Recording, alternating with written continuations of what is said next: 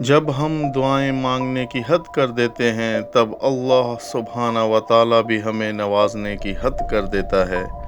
ہمیں اپنی دعاؤں سے پیچھے نہیں ہٹنا، ہمیں اللہ سبحانہ و تعالیٰ کو مناتے رہنا ہے۔ صبر شروع میں بہت مشکل ہوتا ہے کیونکہ ہم ان چیزوں سے آزمائے جانے کے عادی نہیں ہوتے جن سے ہمیں محبت ہوتی ہے۔ تب ایسا لگتا ہے جیسے دعائیں بھی بے بس ہو گئی ہوں، لیکن پھر جیسے جیسے وقت گزرتا ہے چیزیں بدلنے لگتی ہیں، خوشیاں نچھاور ہونے لگتی ہیں، خواب سنبھالے نہیں سنبھلتے اور دعائیں ایک دم سے قبول ہونے لگتی ہیں۔ تب سمجھ آتی ہے صبر تو اس راستے کا حصہ تھا جو ہمیں ہماری پسندیدہ منزل تک لے آیا ہے۔ ہم اجر کما تو سکتے ہیں، لیکن اس اجر کے ملنے کا وقت صرف اللہ سبحانہ و تعالیٰ طے کرتا ہے۔ صبر صرف امتحان ہوتا ہے، ایسا امتحان جس کے بعد سب کچھ آپ کو ویسے ہی لوٹا دیا جائے گا جیسا آپ سے لیا گیا تھا۔ جب آپ اس کے لینے پر صبر کریں گے تب اللہ سبحانہ و تعالیٰ آپ کو دینے پر راضی ہو جائے گا۔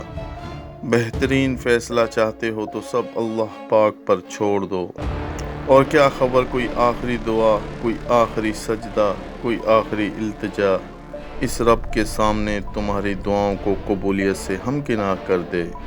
اس لیے دعا مانگنا کبھی نہ چھوڑیں کہ وہ اپنے ساتھ معجزے لاتی ہے۔ کبھی ہم کہتے ہیں کہ آزمائش کڑی ہے اور بہت سی خواہشوں کو قربان کیا ہے ہم نے۔ کیا ہم نے حضرت ابراہیم علیہ السلام کی زندگی پر غور نہیں کیا، جنہوں نے اپنے رب کی رضا کے لیے اپنا سب کچھ وار دیا تھا؟ وہ اللہ کے اتنے پیارے بنے کہ اللہ سبحانہ و تعالیٰ نے ان کو خلیل اللہ یعنی اللہ کا دوست کہا۔ دل کے صاف ہو جاؤ، رب کے خاص ہو جاؤ۔ انسان کو زیب نہیں دیتا کہ جب اس کا رب کمال کا مہربان اور خبر گیر ہو پھر بھی بندہ بے آس اور بے یقین رہے۔ تم اسے کامل یقین کے ساتھ پکارو تو صحیح، وہ تمہیں بے حساب نوازے گا کیونکہ وہ اپنے بندوں کی مدد کے لیے ہر دم موجود ہے۔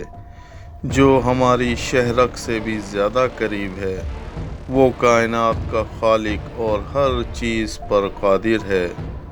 تو دوستو، دعا مانگنا کبھی نہ چھوڑیں، کیونکہ جب ہم دعائیں مانگنے کی حد کر دیتے ہیں تب اللہ سبحانہ و تعالیٰ ہمیں نوازنے کی حد کر دیتا ہے۔ میری باتیں سننے کا شکریہ۔ اللہ حافظ۔